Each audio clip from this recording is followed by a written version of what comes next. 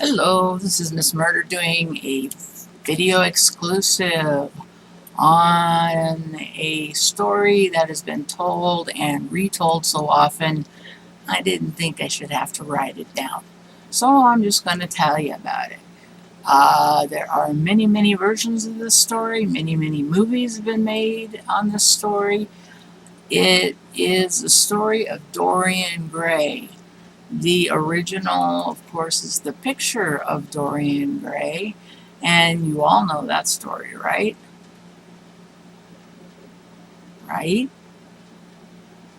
Oh, come on, people, pick up a book. Just kidding.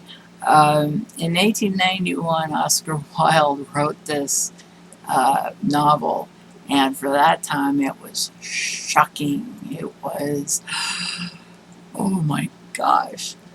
But that's what Oscar Wilde always went for. He was a flamboyant character all of his life. And so he sent this in to be published. So what they did was they took it, they cut out about 500 words of it, and then they published it. I think all the words eventually got put back in there. And they've been making movies on it ever since. Now, I've seen some really stark ones, by which I mean cheap. I've seen some really weird ones, by which I mean psychedelic, like take mushrooms before watching.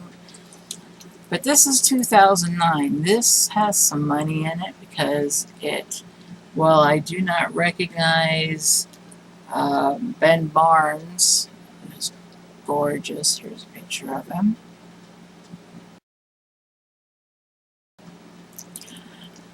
I do recognize the name Colin Firth, although I'm not terribly familiar with his work. Um, but this was obviously had a pretty darn good budget. I mean, it's about a young man who moves to England. He's barely 20. And of course, he's super rich. He lives in a house that nobody could possibly live in. And he decides he wants to have his portrait painted to go over the huge fireplace they always have. So they get the best painter, and when the painter's done, the picture looks exactly like him.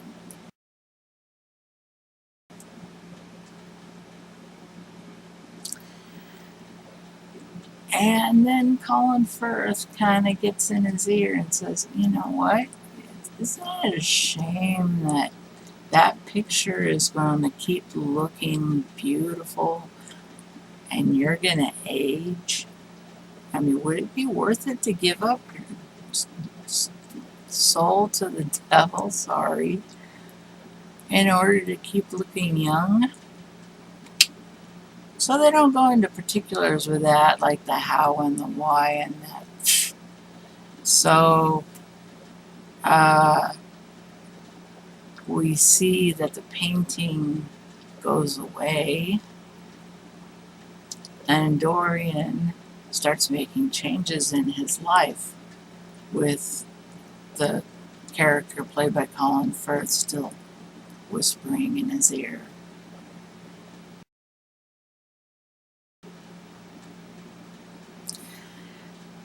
He's decided he's going to do all that he wants to do for as long as he wants to do it, because somehow he has sold his soul, and the painting will receive all of the beatings that he should get from aging.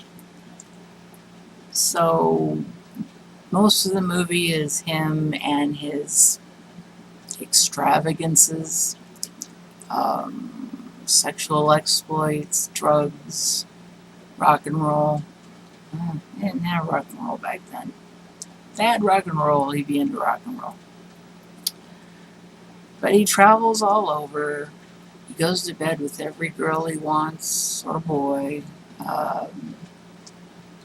And he happens to go look at the painting one day and notice this is getting a little weird looking. In fact, when he touches it, a maggot falls off, which is really gross.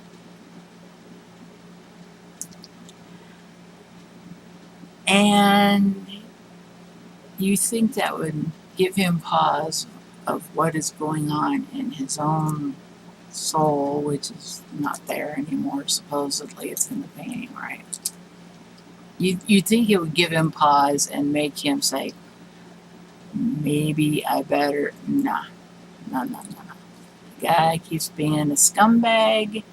He lives and lives and lives. And you know what's funny is that this is all about him gaining immortality by selling his soul to the devil. And yet, through this movie, although it's supposed to span years, all the principal characters are pretty much still alive. We still have Colin Firth. We still have the guy who painted his portrait. We still have the father of the fiancée he was supposed to marry and didn't, causing her suicide. So, how long has he been alive anyway? Not that long. And you know what? This goes the same for vampires and vampire stories too. They always say, come with me and live forever. And they barely make it to the end, and some don't make it to the end of the movie before they die. They don't live long. You think they'd learn a little something from that.